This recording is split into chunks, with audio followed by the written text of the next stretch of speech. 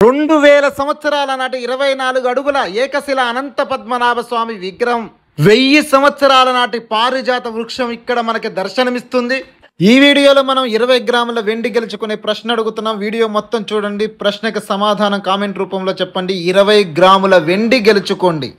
ఒకే పానుపట్టం మీద వరాహస్వామి, వేణుగోపాల స్వామి, లక్ష్మీ నరసింహస్వామి కొలువయ్యున్న ఏకైక క్షేత్రం. 2000 సంవత్సరాల నాటి దేవాలయం పరిస్థితి ఎలా ఉందో చూడండి. 1200 సంవత్సరం క్రితం నాటి ఈ శిలాశాసనం తెలుగులో కూడా అనువాదం చేయించడం జరిగినది. 2000 సంవత్సరాల నాటి చంద్ర పుష్కరిణి కోనేరు, సూర్య పుష్కరిణి కోనేరు. ఎంత కరువు కాలంలో కూడా చుక్క నీరు కూడా ఎండిపోలేదు. ప్రపంచం మొత్తం మీద ఏకశిల అనంత పద్మనాభ స్వామి యొక్క విగ్రహాలు 4 ఉన్నాయి. ఒకటి కేరళలోని త్రివేంద్రంలో, రెండవది విజయవాడలోని ఉండవల్లి గుహలలో, మూడవది తెలంగాణలోని అనంతగిరిలో, నాలుగవది తెలంగాణలోని సూర్యాపేట జిల్లాలో హుజూర్ నగర్కి 5 కిలోమీటర్ల దూరంలో ఉన్న బూరగడ్డ గ్రామంలో. ఇప్పుడు మీరు చూస్తున్నది బూరగడ్డ గ్రామంలో ఉన్న 24 అడుగుల పొడవున్న ఏకశిల అనంత పద్మనాభ స్వామి విగ్రహం 2000 సంవత్సరాల నాటిది. ప్రపంచంలో ఇలాంటి దేవాలయం మరి ఎక్కడా లేదు. ఒకే పీఠం మీద ఆదివరాహస్వామి, వేణుగోపాల స్వామి, నారసింహస్వామి ఉన్న ఏకైక క్షేత్రం. ఈ దేవాలయానికి ఎలా వెళ్ళాలి అంటే ఇక్కడ గోపాలపురం అనే గ్రామం కనిపిస్తుంది. హుజూర్ నగర్ నుండి మిర్యాలగూడెం వెళ్ళే రోడ్లో గోపాలపురం గ్రామం దాకా వెళ్ళాలి. ఇక్కడ మనకు బైక్ మీద వారు దారి చూపిస్తున్నారు. గోపాలపురం ఇక్కడ నుండి కుడివైపు వెళ్ళండి అన్న అని మనకి చేయి చూపించి మరీ చెబుతున్నారు.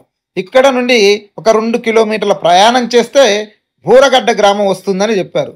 అత్యంత బాధాకరమైన విషయం ఏమిటంటే కేరళలోని త్రివేంద్రంలో ఉన్న అనంత పద్మనాభ స్వామి తర్వాత అంత పెద్ద విగ్రహం మన తెలంగాణలో బూరగడ్డ గ్రామంలో ఉన్నా కూడా చాలా మందికి తెలియకపోవడం.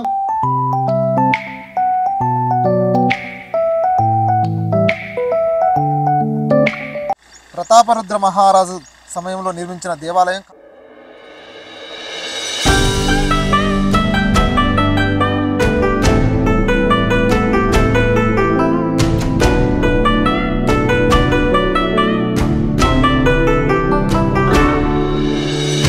ఇక్కడ కనిపిస్తున్న దేవాలయం చాలా పెద్దది. ఇప్పుడు కనిపిస్తున్న ఈ ద్వారం దాటిన తర్వాత లోపల అతిపెద్ద ప్రహరితో మరొక ద్వారం ఉంటుంది. ఆ ద్వారం దాటిన తర్వాత అనంత పద్మనాభ స్వామి దర్శనం జరుగుతుంది. తర్వాత ఇంకొద్దిగా ముందుకెళితే లోపల ఉన్న అంతరాలయంలో శాల్మలీకంద, ఆది వరాహ, లక్ష్మీ నారసింహ, వేణుగోపాల స్వామి దర్శనం జరుగుతుంది. ఇక్కడ దేవాలయానికి నైరుతి మూలన ఉన్న 2000 సంవత్సరాల నాటి సూర్య పుష్కరిణి కోనేరు మనకి ఇక్కడ దర్శనమిస్తుంది. ఈ దేవాలయానికి క్షేత్ర పాలకుడుగా ఆంజనేయ స్వామి వారు ఉన్నారు. ఇక్కడ నుండి 2వ ద్వారం లోపలికి వెళుతున్నాం. ఈ లోపలికి వెళ్ళగానే ఎడమ చేతి వైపు మనం వెళితే 2000 సంవత్సరాల నాటి 24 అడుగుల ఏకశిల అనంత పద్మనాభ స్వామి యొక్క విగ్రహం మనకి దర్శనమిస్తుంది. స్వామివారిని పూర్తిగా దర్శించుకోవాలంటే 3 ద్వారాల ద్వారా దర్శించుకోవాలి. కేరళలోని త్రివేంద్రం తర్వాత భారతదేశంలోని అతి పెద్ద ఏకశిల అనంత పద్మనాభ స్వామి యొక్క విగ్రహం తెలంగాణ రాష్ట్రం సూర్యాపేట జిల్లా హుజూర్ నగర్కి 5 కిలోమీటర్ల దూరంలో ఉన్న బూరగడ్డ గ్రామంలో ఉంది. 2000 సంవత్సరాల నాటి అత్యంత ప్రాచీనమైనటువంటి స్వామివారి యొక్క విగ్రహాన్ని మనం దర్శనం చేసుకుంటున్నాం. చుట్టూ 2000 సంవత్సరాల నాటి ప్రహరీ లోపల నిర్మించిన మరో అంతరాలయం. 900 సంవత్సరాల క్రితం కాకతీయ మహారాజు ప్రతాపరుద్ర మహారాజు కాలంలో నిర్మించిన శాల్మలీకంద, ఆది వరాహ, లక్ష్మీ నారసింహ, వేణుగోపాల స్వామి దేవాలయం. ఒకే పానుపట్టం మీద వరాహస్వామి, లక్ష్మీ నారసింహస్వామి, వేణుగోపాల స్వామి కొలువయ్యున్న ప్రపంచంలో మరొక క్షేత్రం ఉండదేమో.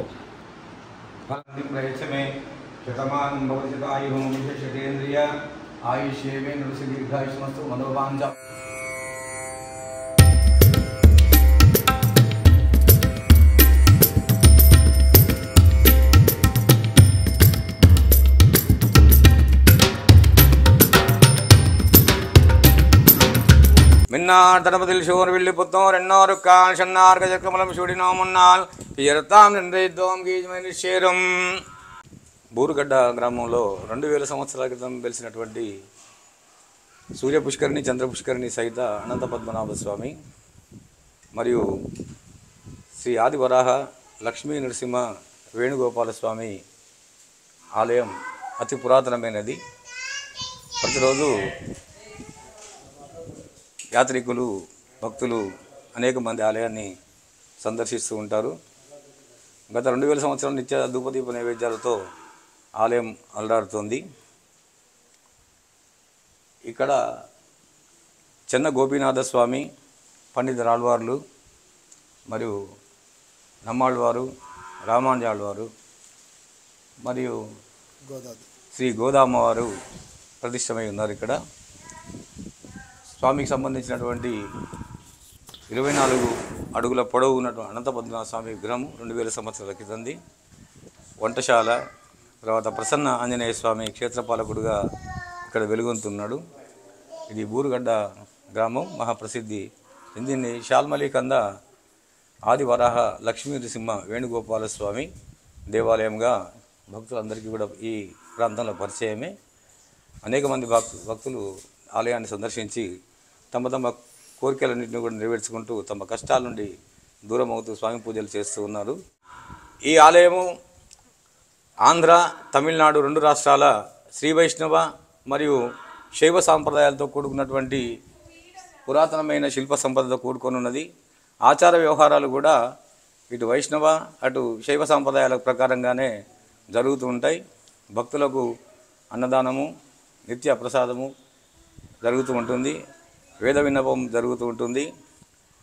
తర్వాత మాస నక్షత్రాలకు సంబంధించినటువంటి పూజలు అమ్మవారి జరుగుతూ ఉంటాయి, స్వామివారికి జరుగుతూ ఉంటాయి.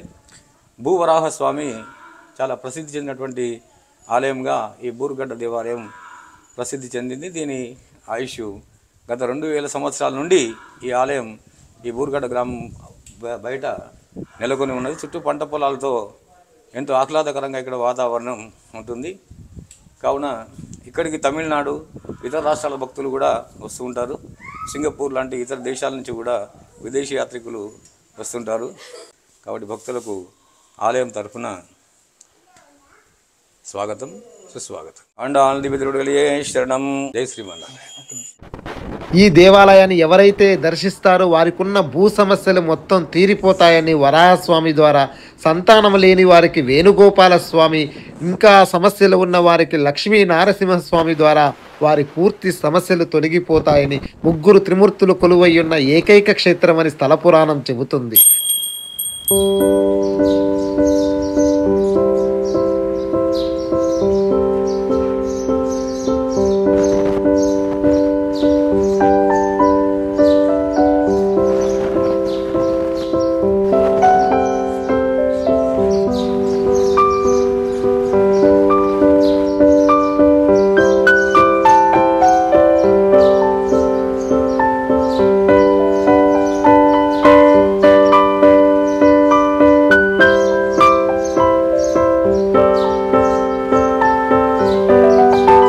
దేవాలయానికి ఈశాన్య మూలన ఉంటుంది చంద్రపుష్కరిణి కోనేరు. చంద్రపుష్కరిణి కోనేరు, సూర్యపుష్కరిణి కోనేరు 2000 సంవత్సరాల నాటి ఈ కోనేరులు ఏ రోజు కూడా ఎండిపోలేదు. నాటి నుండి నేటి వరకు కూడా ఏ కరువు కాలంలో కూడా చుక్క నీరు కూడా ఇంకిపోలేదు.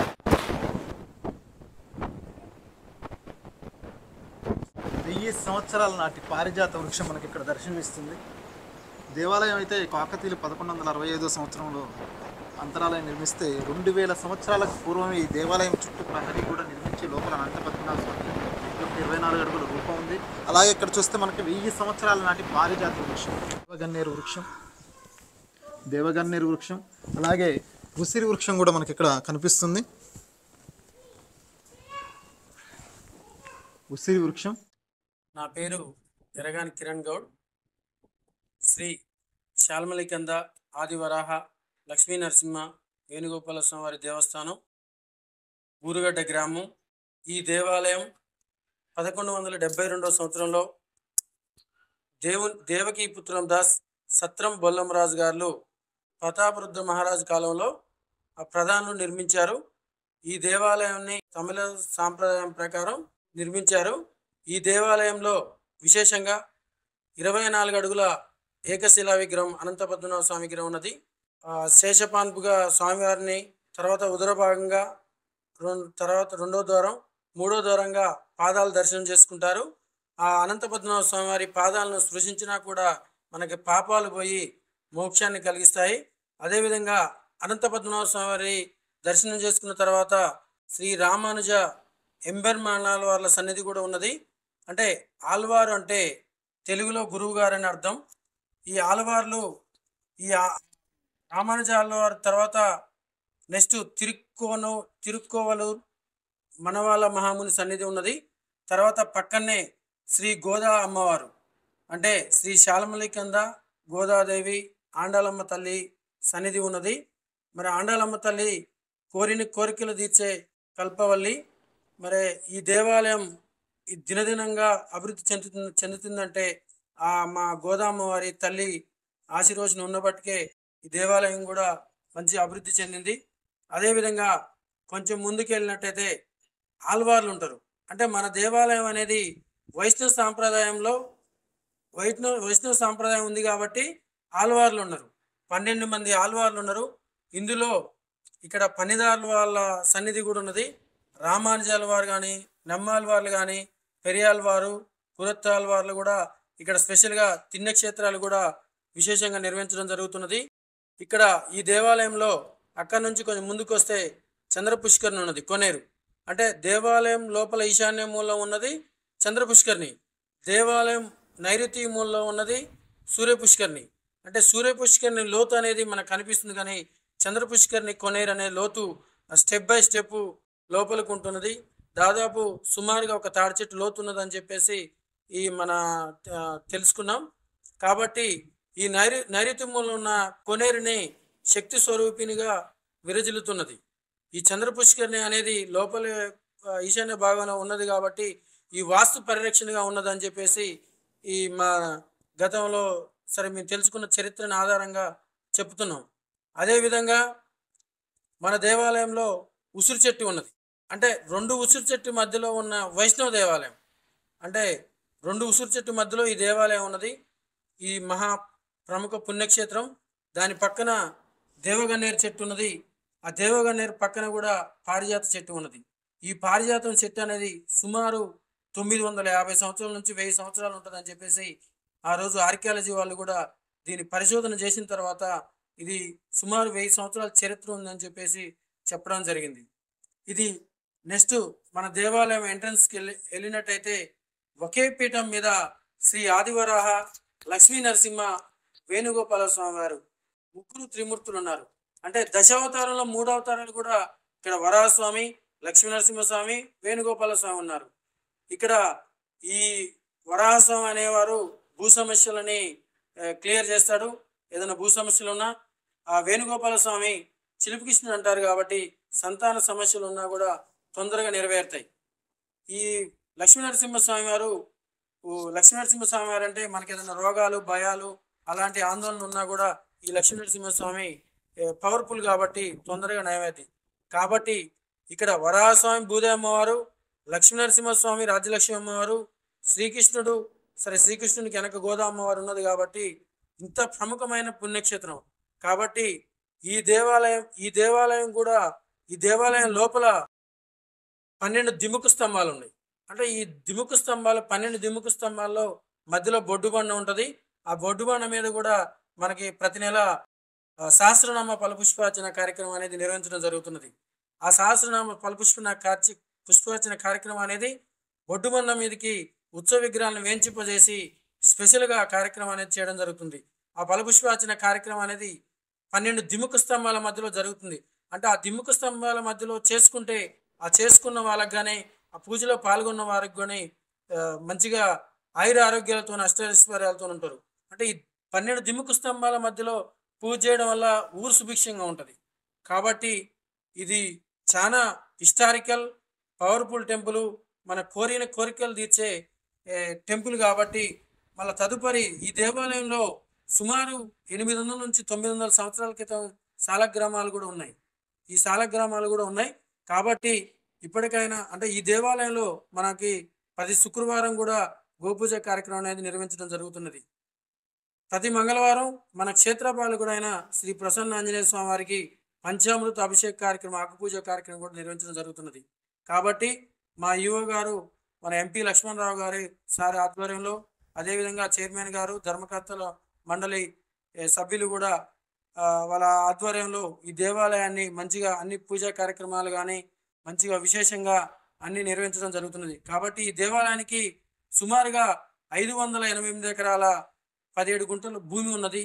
కాబట్టి ప్రస్తుతం 4,000 రూపాయలు చెల్లిస్తున్నారు.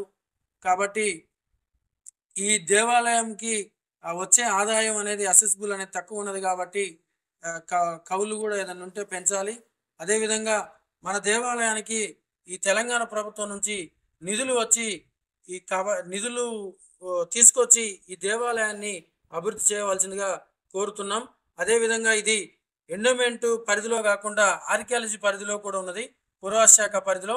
ఈ పురావస్తు శాఖ నుంచి కూడా నిధులు మంజూరు చేసి ఈ దేవాలయాన్ని మంచిగా ఈ స్టోను సున్నం కనుక ఉన్నది కాబట్టి అంత నీట్గా తీసేసి మంచిగా చేయాలి.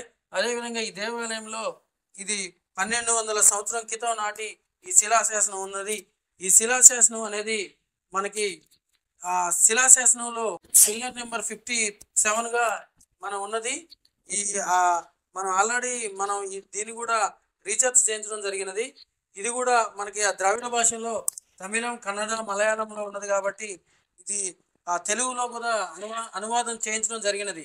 కాబట్టి ఆ అనువాదం కూడా మా దగ్గర ఉన్నది. మా సార్ కూడా దీన్ని పూర్తిగా ఇది ఏంది ఈ శిలాశాసనం దగ్గర ఈ శిలాశాసనంలో ఏమున్నది వివరణ కావాలనేసరికి మా మిత్రుడు కూడా ఒక అసిస్టెంట్ ప్రొఫెసర్ ద్వారా ఆయన ఆర్కియాలజీ హిస్టరీ పిహెచ్డి అయిపోయింది కాబట్టి అతని ద్వారా కూడా మేము తెలుగు ట్రాన్స్లేషన్ కూడా చేయించినాం. దాని వివరణ కావాలంటే ఎపిగ్రఫీ శ్రీకాకుళం ఉన్నారు, వాళ్ళని కూడా త్వరలో వస్తారు. ఈ వివరణ తెలుసుకున్న తర్వాత ఇక్కడ ఏమి అనేది ఈ శిలాశాసనం ద్వారా చేయొచ్చు. కాబట్టి ఇప్పటికైనా ఈ మహిమాన్వితమైన పుణ్యక్షేత్రాన్ని మంచిగా డెవలప్ చేయాలి. దీంట్లో దేవాలయానికి కూడా గోశాల ఉన్నది. ఎవరైనా భక్తులు కూడా ఎవరైనా విరాళాలు ఏదైనా ఉన్నా కూడా అంటే భక్తుల సహాయ సహకారంతో కూడా గుడి డెవలప్ చేయొచ్చు. కాబట్టి భక్తులు ఎవరైనా ఉన్నట్టయితే స్వామివారికి దేవునికి కూడా దేవాలయానికి కూడా విరాళాలు ఇవ్వచ్చు. మహిమాన్వితమైన క్షేత్రం ఇక్కడ కేరళలో ఏ విధంగా అయితే తిరువనంతపురంలో 32 అడుగుల ఏకశిల అనంత పద్మనాభ స్వామి విగ్రహం ఉన్నదో ఇక్కడ కూడా 24 అడుగుల ఏకశిల విగ్రహం ఉన్నది. ఇలాంటి మహిమాన్వితమైన క్షేత్రాన్ని సందర్శించండి, దర్శించండి. కాబట్టి ఈ దేవాలయంలో కూడా అర్చక స్వాముల వారు కూడా విశేషంగా కొత్త కొత్త పూజా కార్యక్రమాలు కూడా నిర్వహించడం జరుగుతున్నది. కాబట్టి మేము కూడా ఈ దేవాలయంలో సిబ్బందిగా ఉండడం కూడా మాకు ఈ దేవాలయంలో పూజ చేయించుకోవడం, స్వామివారిని దర్శించుకోవడం, ఈ దేవాలయంలో విధులు నిర్వహించడం కూడా మేము ఒక పూర్వజన్మ సుకృతంగా భావిస్తున్నాం. కాబట్టి జై శ్రీమన్నారాయణ, జై జై శ్రీమన్నారాయణ. హలో నమస్తే, నేను Meera. Welcome to Ram TV. ఈరోజు మనం బూరగడ్డ హుజూర్నగర్ నుంచి కొద్ది దూరం వచ్చిన తర్వాత 2 కిలోమీటర్ల దూరంలో గోపాలపురం అనే గ్రామం ఉంటుంది. అక్కడ నుంచి ఒక 2 కిలోమీటర్ల దూరంలో ఈ బూరగడ్డలో ఉన్నటువంటి శాల్మలికంద ఆది వరాహ లక్ష్మీ నరసింహ వేణుగోపాల స్వామి దేవాలయం ఉంది. ఎంతో ప్రాచీనమైన ఈ దేవాలయం. ఈరోజు కిరణ పుణ్యమాని ఈ దేవాలయానికి రావడం జరిగింది. ఎంతో ప్రాచీనమైనటువంటి ఈ దేవాలయాన్ని దర్శించడం జరిగింది. ఏ పాను పట్టం మీద ఉన్నటువంటి వరాహస్వామి, నరసింహస్వామి, వేణుగోపాల స్వామిని దర్శించడం అంటే చాలా మనకి ఎక్కడెక్కడో తిరిగినా కూడా ఒకే పాను పట్టం మీద ఇలాంటి అవతారాలు మనకు దర్శనం. దేవాలయంలో మనం ఇక్కడ చూస్తున్నట్టయితే కాకతీయులు కాలంలో నిర్మించినటువంటి దేవాలయం కనిపిస్తుంది. ఈ చుట్టుపక్కల ఉన్నటువంటి ప్రహరీ గోడ మధ్యలో ఉన్నటువంటి 24 అడుగులు ఉన్నటువంటి అనంత పద్మనాభ స్వామి. అనంత పద్మనాభ స్వామి ఒకే రూపం, 24 అడుగుల పొడవు ఉంటుంది. మరి 2000 సంవత్సరాల పూర్వమే చుట్టూ ప్రహరీ గోడ స్వామివారి యొక్క రూపం ఉంది. తర్వాత కాకతీయుల కాలంలో ఈ దేవాలయం నిర్మించారు. ఈ దేవాలయం చూశారు కదా, ఎంతో ప్రాచీనమైనది. అలాగే మనకి వెనక 1000 సంవత్సరాల చరిత్ర కలిగిన పారిజాత వృక్షం, ఉసిరి చెట్టు, దేవగన్నేరు చెట్టు కూడా మనకు కనిపిస్తాయి. దేవాలయంలో నక్షత్ర తాబేళ్లు కనిపిస్తాయి. ఇక్కడ ముఖ్యంగా మనం అద్భుతమైనటువంటి వాతావరణంలో, పల్లెటూరు వాతావరణం ఎటు చూసినా కూడా చుట్టూ పచ్చని ప్రకృతి మధ్య ఈ దేవాలయం నిర్మించి ఉంది.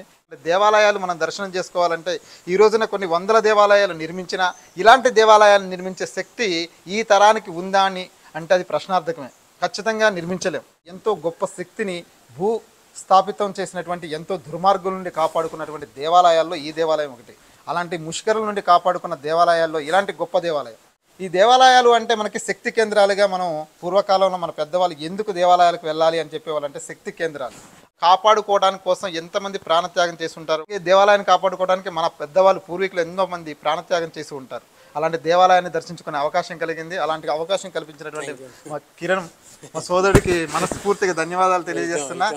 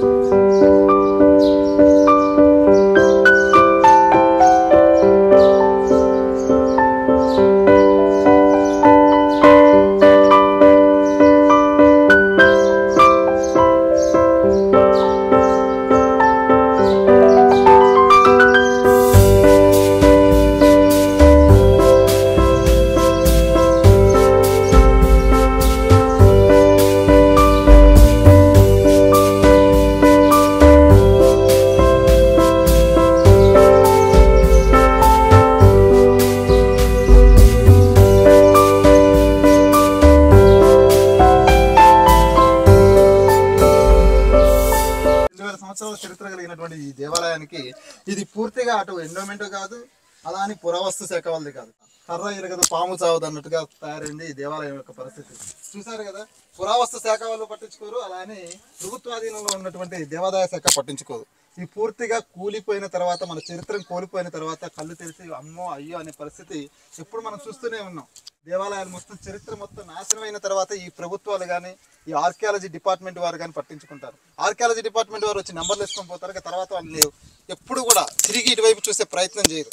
చూసారు కదా, దేవాలయం పూర్తిగా ఇంత చరిత్ర కలిగిన దేవాలయాన్ని గాలికి వదిలేసినటువంటి ఘనత ఈ ప్రభుత్వాన్ని అని మనం చెప్పుకోవచ్చు. వేల సంవత్సరాల చరిత్ర కలిగిన దేవాలయాలు పూర్తిగా శిథిలావస్థకు చేరుకుంటున్నాయి. ఇలాంటి దేవాలయాలను గాలికి వదిలేసినటువంటి, ఎప్పుడైనా సరే కాసులు ఎక్కువ ఎక్కడొస్తాయో అలాంటి దేవాలయాలను ఈ ప్రభుత్వాలు పట్టించుకుంటాయి. ఇంత చరిత్ర కలిగినటువంటి ఘన చరిత్ర భవిష్యత్ తరాలకు, భావి తరాలకు మనం గొప్పగా బహుమతిగా ఇవ్వాల్సిన ఇలాంటి దేవాలయాన్ని పూర్తిగా శిథిలావస్థకు చేరుకున్నా పట్టించుకొని ప్రభుత్వం, పట్టించుకొని ఆర్కియాలజీ డిపార్ట్మెంట్. చూస్తున్నాం కదా, ఏదైనా పట్టుకోవాలి అంటే ఆర్కియాలజీ పర్మిషన్ కావాలి. అలానే ఆర్కియాలజీ డిపార్ట్మెంట్ వాళ్ళు ఏమైనా చేస్తారా అంటే వారు కూడా ఏమీ చేయరు.